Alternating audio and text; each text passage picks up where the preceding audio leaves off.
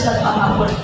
Salam yang senantiasa kita nantikan syafaat di akhir, dan semoga kita semua yang berkumpul di sini kelak adalah golongan umatnya yang mendapatkan syafaatnya. Amin ya rabbal alamin. Teman-teman semua, gimana kabarnya hari ini? Sehat? Bahagia? Semoga bukan hanya sehat secara fisiknya saja, tetapi juga mentalnya sehat ya. Sebelum kita memulai sesi FGD pada sore hari ini, terlebih baiknya itu kita perkenalan terlebih dahulu ya. Dari saya sendiri, saya Andalusia Octaviani sebagai moderator, kemudian teman saya ini ada Shiren sebagai moderator, dan juga ada Resya sebagai observer, ada Vicky juga sebagai observer 2, dan juga ada Mbak Putri sebagai kameramen. Nah, sebelumnya juga saya izin memperkenalkan narasumber kita pada hari ini. Ada Mbak Anissa Fadilah, ya, beliau itu adalah mahasiswa D3 Keperawatan dari Stikes Pemkab Purworejo. Kemudian ada Mbak Desi Mulyasari, ya, beliau juga merupakan mahasiswa D3 Keperawatan Stikes Pemkab Purworejo. Nah, yang ada di depan saya ada Mbak Filza Dinta Zahrina sebagai mahasiswa PBI Purworejo.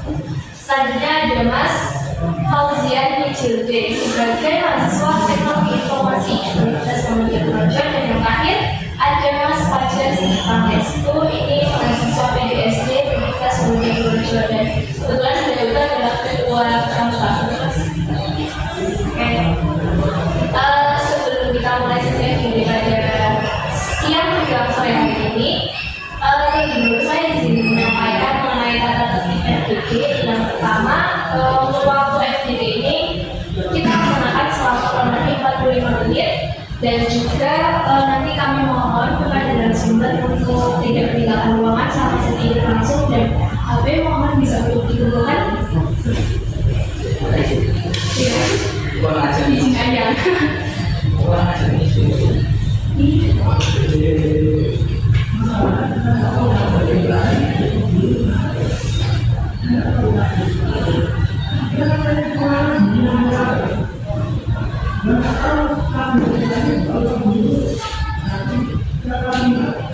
Kesempatan yang berbahagia ini kita akan membahas sebuah topik, yaitu mengenai penyalahgunaan bansos di Kabupaten Purworejo. Nah, adapun tujuan dari FGD ini yang pertama adalah untuk memenuhi tugas praktikum mata kuliah observasi dan wawancara. Kemudian yang kedua adalah kami ingin mengetahui bagaimana pandangan dan pendapat teman-teman mengenai kasus tersebut. Nah, seperti yang mungkin teman-teman sudah membaca dulu ya di rumah mengenai kasus penyalahgunaan bansos di Purworejo ini, yang mungkin sudah tidak asing lagi bagi kita. Saya tuh pengen tahu gitu, gimana tanggapan teman-teman mengenai kasus tersebut. Nah, apakah teman-teman tuh sebelumnya sudah pernah mendengar tentang berita tersebut? Mungkin dari Mbak. Saya belum sempat sih kayak dengar berita kayak gitu. Biasanya mungkin kurang tahu aja sih. Cukup kan? Untuk selanjutnya, sebenarnya mau izin ya, ini dari sebelumnya kan penyalahgunaan bansos, dan mungkin sedikit mengenai berita itu mungkin saya pernah mendengarnya, dan mungkin ya sebagian biasa tuh pernah melakukan untuk Mbak pernah dibaca setelah hari ini di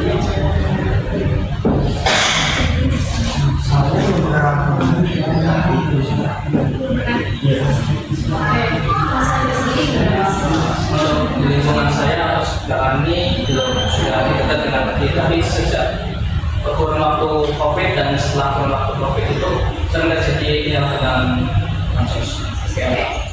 Jadi dalam itu sudah mulai apa ya, berita tentang penyalahgunaan bansos ini sudah mulai tidak terdengar lagi gitu ya, teralihkan gitu, atau teralihkan oleh isu apa gitu mungkin.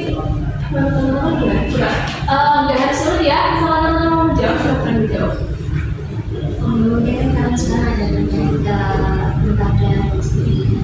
terus kemudian ada berita dari luar negeri yang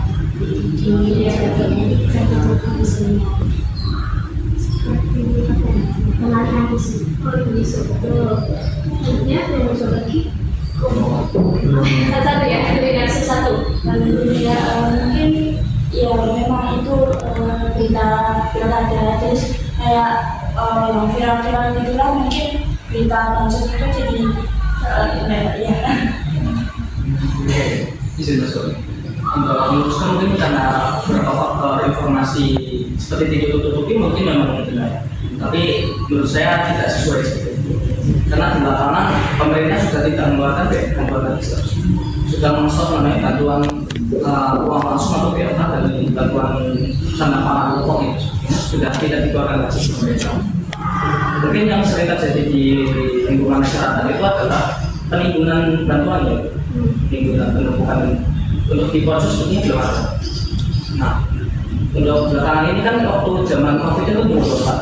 Nah, untuk menentukan bansos ini, biasanya bansos ini penyalahgunaannya itu di lini kecil dulu, biasanya di desa. Nah, desa itu yang mereka kecilnya, desa menyalahkan pada masyarakat keluarga-keluarga. Nah, biasanya yang akan mendapatkan bansos ini biasanya yang dekat dengan keluarga kepala desanya atau keluarga lingkungan lingkup kadesnya, lingkungan desa dan sebagainya itu bakal dapat saudara-saudaranya. Nah, untuk sekarang mungkin tidak, tapi mungkin lebih di pemerintah tidak mengeluarkan dengan sumbangan lagi, tapi dengan uang tunjangan, biasanya sudah bukan tunjangan, sudah berlangsung. Tapi untuk masyarakat menengah ke bawah sudah tidak mendapat, tapi rata-rata yang mendapat itu yang sudah menengah ke atas itu bahkan sedikit sekarang. Selanjutnya. Saya setuju sih dengan yang soalnya seharusnya mereka punya motif sendiri untuk melakukan hal itu kan. Jadi mungkin untuk pribadi atau keluarga mereka sendiri pengen seperti itu. Jadi dari jawaban teman-teman tadi ya, isu penyalahgunaan bansos ini sudah dimulai karena tadi ada yang mengatakan adanya isu-isu terbaru seperti PDP dan sebagainya. Tapi ada narasumber juga yang mengungkapkan bahwasanya penyalahgunaan bansos ini sudah tidak terjadi lagi karena banyak dari bantuan itu yang sudah di stop juga tidak tersalurkan lagi.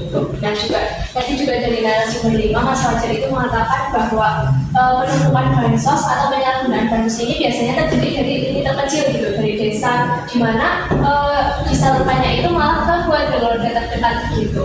Nah, jadi kan dari pertanyaan tadi teman-teman sudah tahu ya bahwa memang terjadi penyalahgunaan bansos, tapi memang isunya itu teralihkan. Nah, bagaimana perasaan teman-teman ketika mendengar adanya kasus penyalahgunaan bansos ini? Dari narasumber 5. Untuk penyalahgunaan bansos ini saya benar-benar mengalami. Kenapa? Karena di lingkungan saya banyak yang seharusnya membutuhkan bansos.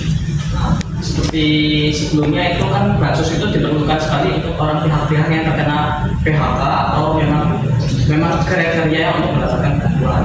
Nah, tapi malah tidak mendapatkan bantuan.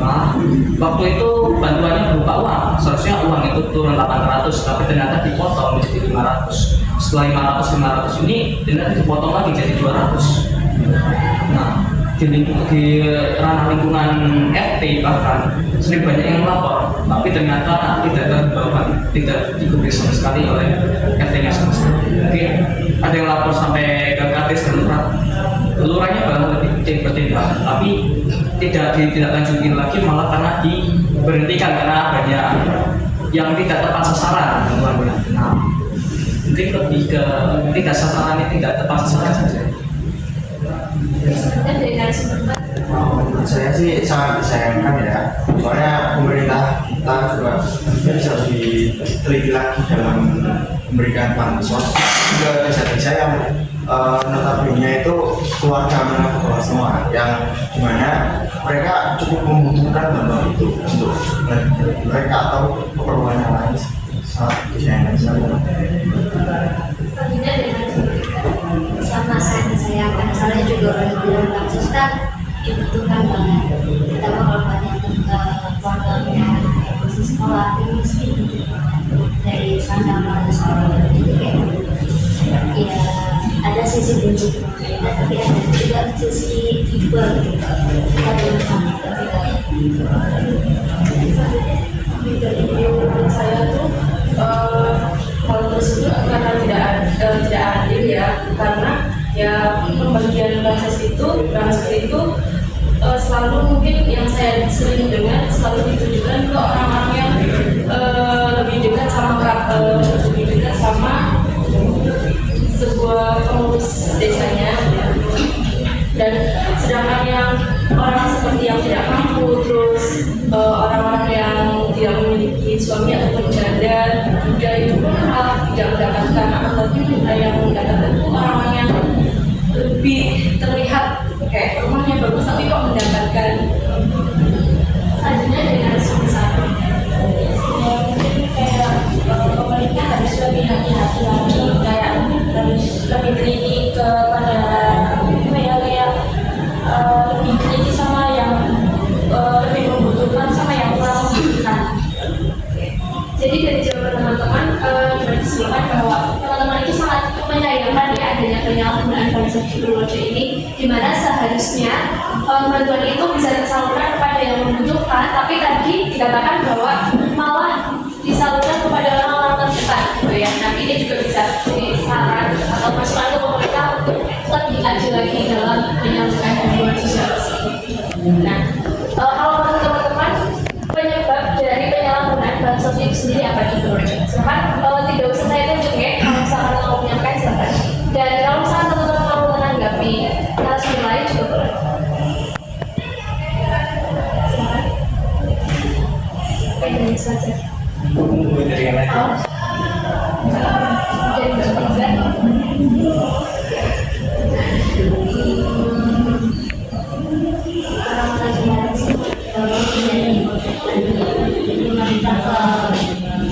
Masyarakat itu kurang transparansi dalam apa sih emang harus ke hal tersebut gitu.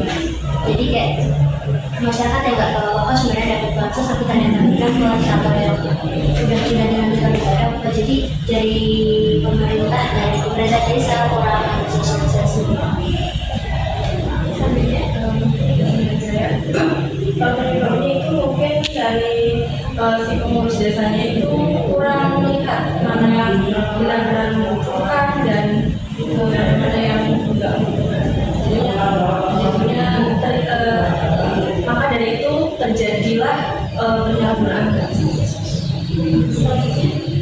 Mungkin untuk saya itu dari penyebabnya Ya. penyebabnya mungkin apa tidak, terutama adanya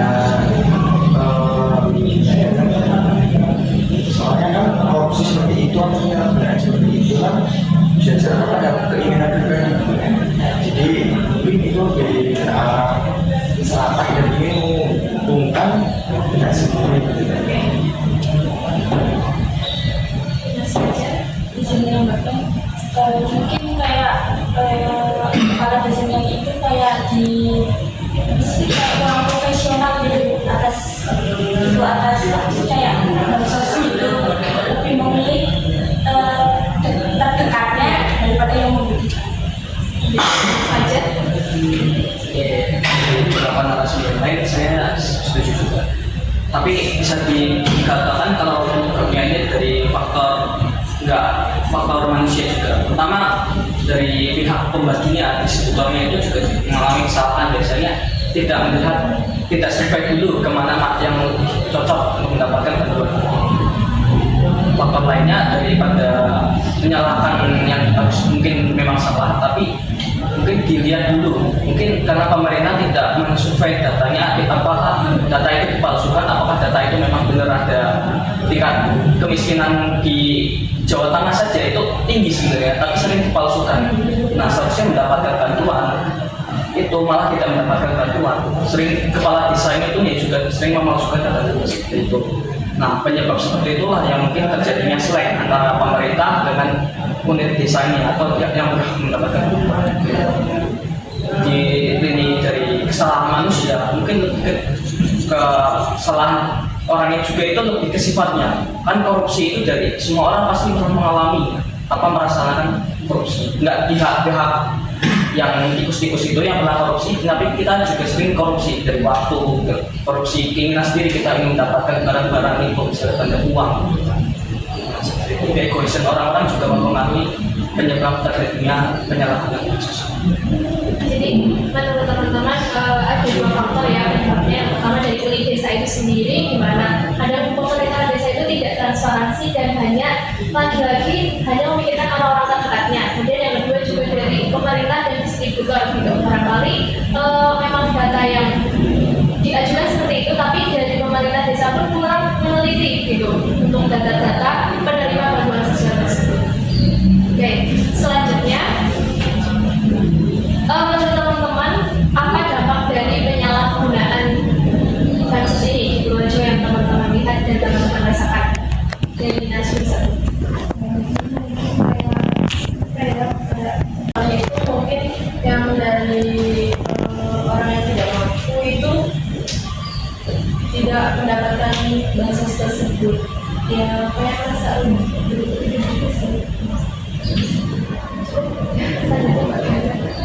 Kalau dari yang orang bawah pasti begitu. Kalau dari yang orang atas mungkin mereka nggak ngerasain ya, mungkin nanti bedanya rasanya dia masuk bisa jadi Menurut saya sih dampaknya buruk buat masyarakat kecil ya, soalnya kan mereka yang benar-benar membutuhkan itu harusnya dapat bantuan itu terhadap ya. Nah untuk pemerintah sendiri itu mungkin nanti masyarakatnya jadi kurang percaya gitu. terima saja. Saya setuju dengan narasumber itu. Dampaknya tidak hanya di masyarakat saja, tapi dampaknya juga di pemerintah. Jadi kita tidak percaya dengan pemerintah. Untuk dampak di masyarakat biasanya sangat besar. Karena apa? Karena ini yang mendapatkan bantuan biasanya orang-orang yang sudah kriterianya sudah, nah seperti karena PHK, karena memang sudah tidak mampu bekerja mendapatkan bantuan. Tapi dampaknya itu bisa dilihat secara langsung, yaitu pertama terjadinya kesenjangan sosial. Ada yang mendapatkan bantuan, seharusnya mendapat bantuan, ternyata tidak.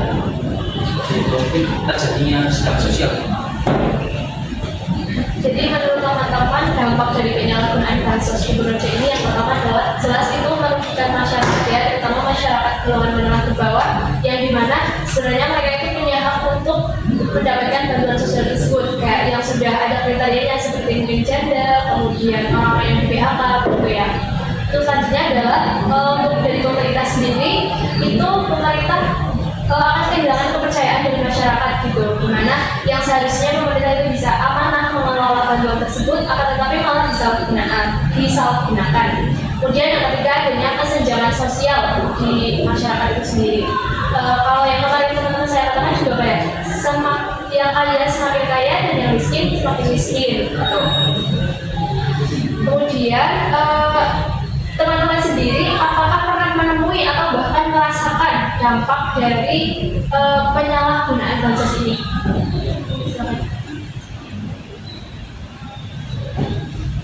Mungkin saya dulu kayak menurut saya keluarga saya itu termasuk bagian menengah ke bawah karena dapat data yang salah, jadi dimasukkannya itu malah keluarga menengah ke atas gitu kan.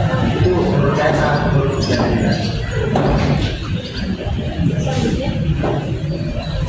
dari saya mungkin kalau pengalaman dari keluarga saya itu karena saya mereka mandangnya kayak saya itu menengah ke atas bukan menengah ke bawah, tapi keluarga saya itu membutuhkan ya. Saya kurang lebih sama karena keluarga saya pun karena saya kan ikut Simba. Nah Simba saya tuh kan udah nggak ada suami ataupun janda ya, harusnya tuh mungkin ya harusnya mendapatkan, tapi yang mendapatkan malah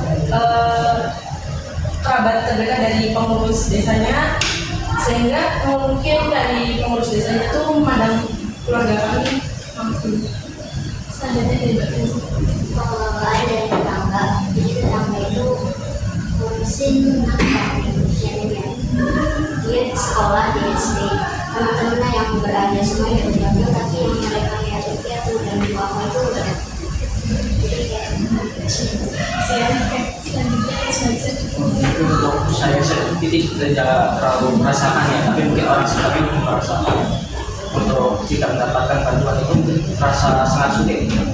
Bahkan untuk mendapatkan bantuan pun harus ke mengurus SKCK rusun miskin atau sebagai ke unit desa. Ternyata desa bahkan lebih memilih yang surat-surat yang lain untuk mendapatkan surat mendapatkan bantuan. Kita teman-teman juga merasakan penyalahgunaan sistem ya. Dan tadi tentunya sekali ada kesalahan data ya, saya katakan kesalahan data karena mungkin teman-teman merasa kayak saya ini masuk golongan masyarakat menengah ke bawah gitu, tapi tiba-tiba dimasukkan ke dalam golongan masyarakat yang menengah ke atas. Ya. Nah, selanjutnya menurut teman-teman, apakah pemerintah itu sudah menangani kasus ini dengan baik atau belum?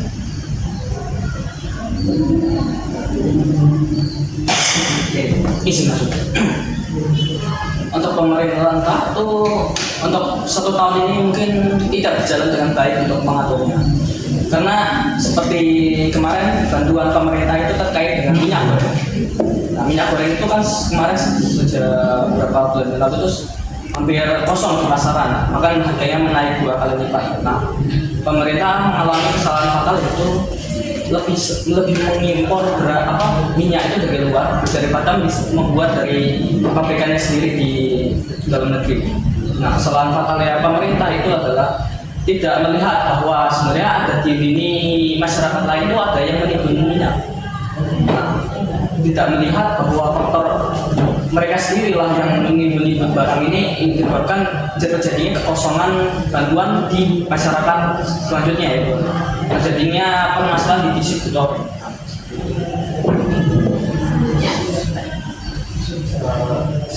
Menurut saya sih pemerintah masih belum sih Kak untuk menangani hal seperti itu. Saya contoh IPK itu masih banyak orang-orang yang mampu dan hitung ke atas mendapatkan bantuan tersebut, sedangkan banyak siswa-siswa lain yang masih sangat membutuhkan, dan itu harusnya di-input dan mereka bisa mengelola itu langsung, tapi mereka tidak mengelolanya dan hasilnya yang tidak mendapatkan itu sih.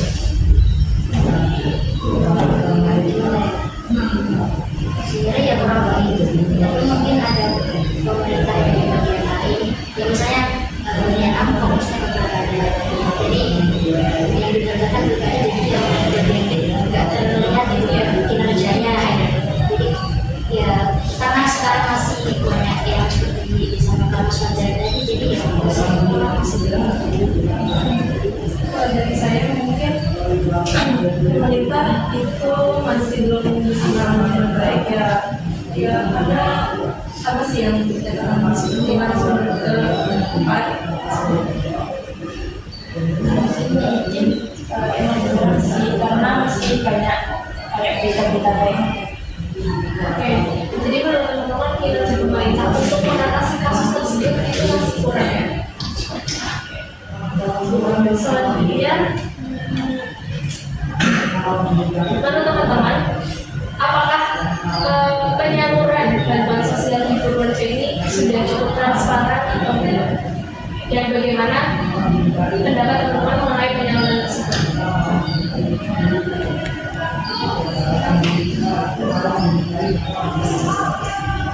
Menurut saya sih belum transparan juga, soalnya masih banyak juga yang masyarakat tuh bahkan nggak tahu adanya bantuan sosial gitu kan. Jadi harusnya tuh diumumkan secara luas gitu kan. Mungkin harus ada forum tertentu gitu yang digunakan untuk menyalurkan gitu kan. Soalnya sangat disayangkan yang harusnya mendapatkan, tapi ternyata malah tidak tahu ada informasi bahwa bantuan sosial itu ada gitu kan.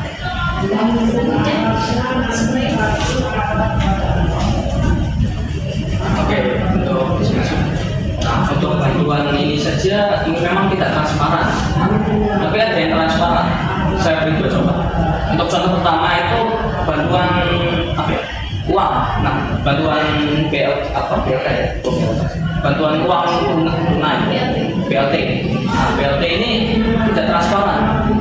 Nah, sepertinya harus dihimbaukan dari lini, misalnya lini kelurahan ke lini desa. Nah, di misalnya ini kadang mengimbaukannya telat, bahkan dari grup-grup WhatsApp pun saja kurang dijamah karena ada beberapa masyarakat yang tidak menggunakan teknologi, tapi mereka mengimbaukan dari mulut ke mulut sehingga terjadinya akan salah paham ada yang apa dan tidak. Nah, pemerintah pun tidak mendata, tidak langsung survei datang ke rumahnya, jadi ada yang dapat, ada yang tidak. Nah, untuk contoh yang kedua itu ya adalah yang transparan. Seperti bantuan itu tidak hanya tentang bantuan pangan uang saja, tapi bantuan pangan. Seperti pasar murah itu adalah bentuk bantuan dari pemerintah. Pasar murah ini sering terjadi di Pojo ini sering banyak sekali, seperti di Malang ada, di Pojo ada, di Buno ada. Nah, pasar murah ini seperti harga yang seharusnya di pasar tapi dipotong sekitar 25% dari harga pasar. Nah, ini sering diumumkan di sosial media atau di brosur-brosur atau bahkan mulut ke mulut. Nah, ini adalah bentuk transparan dari pemerintah.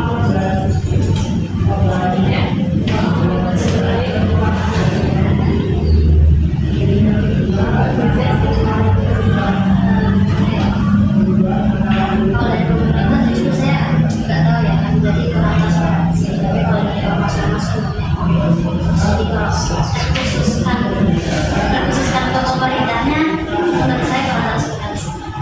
Selanjutnya, Saya setuju sama narasumber ini karena emang kayak apa ya, kayak ada yang transparan, ada yang enggak. kalau dari saya mungkin kalau dari pemerintah tuh kurang tahu ya itu transparansi atau enggak, dan mungkin dari seperti yang saya alami kan dari kampus kami pernah melakukan bansos ke warga sekitar. Jadi dari kami tuh berusaha untuk mendata orang yang benar-benar tidak mampu sehingga bisa mendapatkan. Jadi menurut teman-teman, tadi saya simpulkan bahwa penyaluran bansos ini ada yang transparan dan ada yang tidak transparan gitu. Kalau yang transparan tadi seperti narasumber lima katakan bahwa yang transparan itu contohnya adalah pasar murah ya. Gitu. Terus kemudian yang tidak transparan itu seperti penyaluran bantuan langsung tunai gitu, yang kurang transparan di mana pemberitahuannya itu lewat media atau lewat WhatsApp gitu, yang tidak semua masyarakat itu menggunakan teknologi tersebut gitu, sehingga memunculkan yang namanya iri dan dengki. Karena kan kalau ibu kan juga begitu ya, kayak iri kan, oh dia dapat kok aku nggak dapat gitu. Nah, untuk selanjutnya sekarang nih setelah teman-teman tadi mendengar pendapat narasumber satu sama lain, apakah teman-teman masih percaya dengan penyaluran bansos Sidoarjo ini apakah amanah atau tidak? Sertakan alasan. Menurut saya untuk saat ini masih belum bisa saya percayakan tidak, soalnya mengingat kejadian-kejadian yang sudah terjadi kan, tapi saya tetap berharap kedepannya bakal lebih baik lagi. Soalnya ini kan juga transaksi pemerintahan juga kan, di bagaimana pilkada dan presiden itu harusnya semoga saja kedepannya bisa lebih baik lagi untuk pengelolaan bantuan untuk masyarakat di daerah desa-desa. Selanjutnya dari narasumber dari saya tuh ya masih kurang percaya ya, ataupun masih ragu terhadap bansos tersebut karena kembali lagi seperti awal ya, dari desa pengurus desa ataupun pemerintah itu tidak melakukan survei terlebih dahulu terhadap orang-orang yang benar-benar membutuhkan. Dari saya kayak ya emang gimana sih, kurang survei dan kurang kayak pengertian gitu. Sama kurang. Ya, dari struktur pemerintahan aja mungkin ada beberapa yang amanah, tapi ada beberapa yang beneran kapan sih harus jadi dari situ kayak nggak terlalu percaya. Jadi teman-teman menilai bahwa penyaluran bansos Sidoarjo ini memang belum amanah gitu ya. Oh belum ya? Oh maaf, tidak pernah sih. Oke, maksud mungkin saya dari beberapa yang tidak setuju. Saya setujunya menurut pemerintah itu mungkin bisa lebih mudah, karena dilihat dari beberapa ini dengan ormas, kayak gampang lah itu sering kerjasama untuk membantu bantuan. Seperti kemarin terjadi di luar pun dibantu, kayak seperti Palestina itu sering ada bantuan. Nah, untuk dilihat di dalam negeri itu sering pemerintah itu sering memberi bantuan. Nah, tapi pemerintah dilihat dulu provinsi mana atau daerah mana yang membutuhkan bantuan. Mereka akan lebih memfokuskan mungkin seperti di Pulau Jawa atau difokuskan di Pulau Jawa. Nah, makanya pemerintah lebih memfokuskan di Pulau Jawa. Nah, tinggal di lini terkecilnya saja, dari gubernur, bupati ke kelurahan ke kepala desa dan sebagainya, itu mungkin lebih dibetulkan lagi. Karena tapi dilihat lagi dengan terjadinya kemarin pilkada, pemerintah benar-benar sudah melihat dengan menggantikan beberapa menteri itu sudah yang cocok dengan bidangnya. Nah, mungkin kecuali di bidang pangan. Ya, tapi menurutku pemerintah itu masih ada kesempatan untuk benar. Masuk. Oke, jadi kalau misalkan teman-teman ditanya percaya atau tidak, jawabannya adalah belum sepenuhnya percaya gitu ya. Tetapi pemerintah masih punya kesempatan untuk memperbaiki itu semua, karena kemarin juga kita lihat di kabinet merah putih gitu kan, banyak sekali menteri-menteri yang diambil dari yang memang ahlinya di bidang tersebut gitu. Nah, kali nanti di bidang sosial pun kita di bidang bantuan sosial ini juga bisa terjawab permasalahannya. Untuk selanjutnya, menurut teman-teman seberapa penting peran masyarakat dalam membantu melaporkan penyalahgunaan bantuan sosial tersebut? Oke, bisa masuk ke pertama. Untuk biasanya pelaporan ini sering terjadi di lini masyarakat. Nah, di pojok pun ada beberapa laporan, seperti laporan WA, laporan telepon, atau laporan langsung ke pihak disubnya atau pihak sosialnya. Nah, tapi untuk laporan yang paling sering terjadi itu di ranah sosial media, di WA atau di sosial media Instagram sering komplain. Nah, pemerintah itu banyak masyarakat itu atau netizen itu sering komplain itu terkait bantuan sosial ya, pangan itu sering mereka komplain. Kenapa?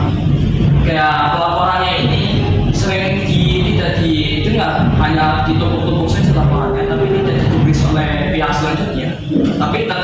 Tapi malah untuk laporan misalnya parkir liar malah sering digubris tidak pihak sosialnya daripada laporan untuk ketidaksejahteraan bantuan. Saya setuju sih dengan narasumber kelima ini, dan juga mungkin harus dibenahi lagi tempat laporannya gitu kan. Soalnya kan laporannya itu masih bingung, kadang masyarakat juga bingung ini harus melaporkan kemana. Bahkan di WA pun kadang tidak digubris juga untuk di sosial media, kecuali hal yang viral itu mungkin hal seperti tidak. Jadi karena itu bisa mencoreng nama juga kan. Makanya itu mungkin harus dibenahi juga tempat pelaporan itu juga. Setuju. Karena kalau udah lapor terus masih dikumpulkan, nanti nggak dilihat orangnya dalam bentuk, tapi kalau udah final kan ya nanti kita baca dia. Selanjutnya, dari saya ya setuju dengan narasumber 5 dan 4 ya, karena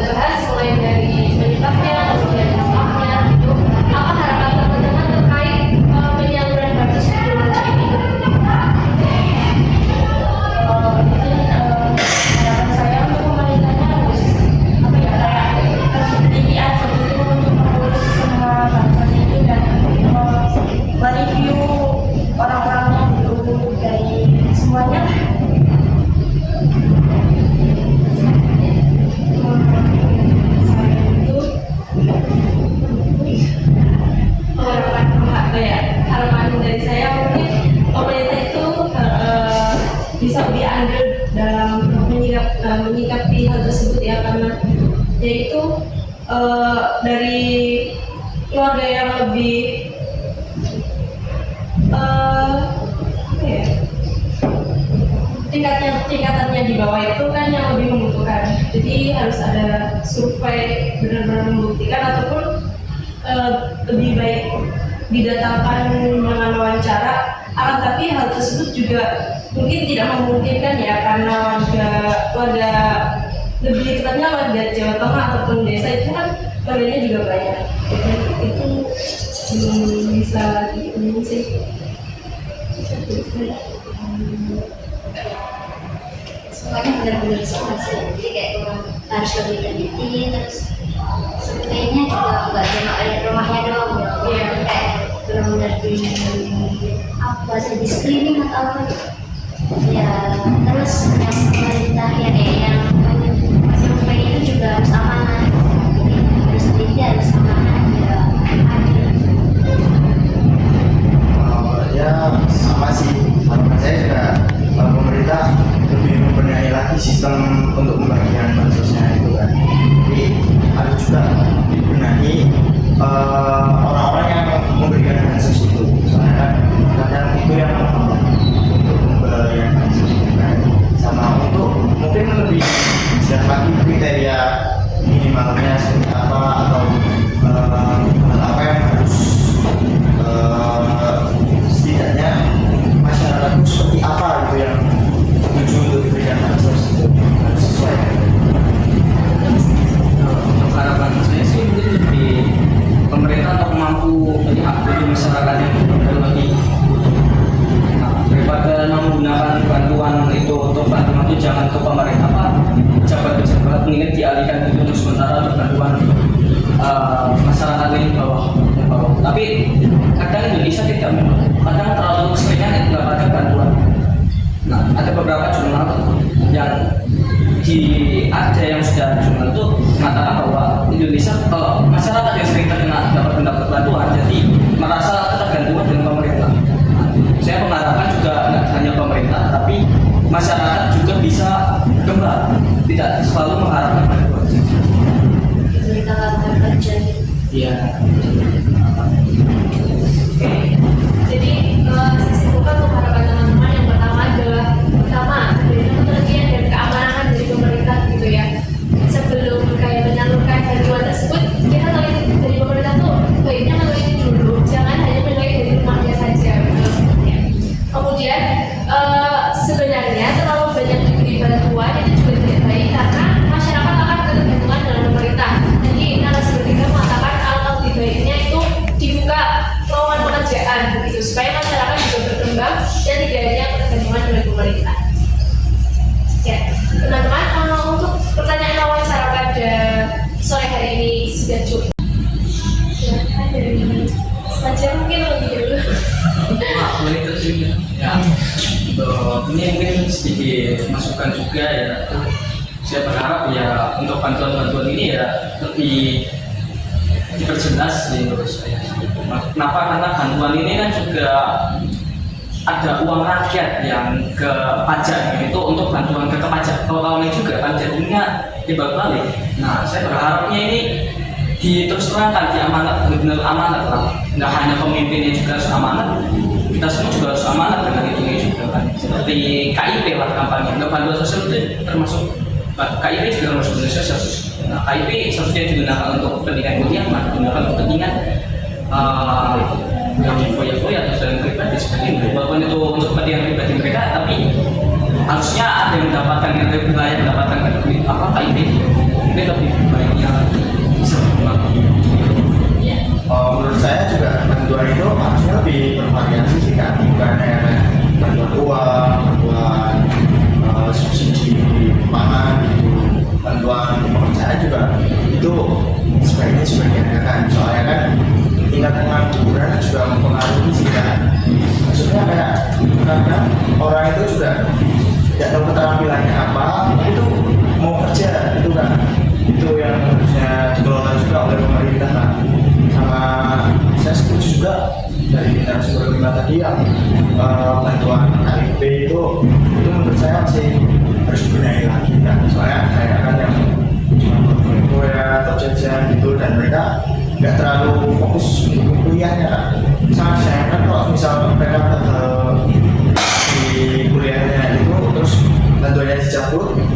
seharusnya itu bisa untuk yang lainnya kan, yang seharusnya mereka punya untuk kuliah, untuk belajar, tapi malah digunakan untuk orang lain yang akhirnya juga yang benar.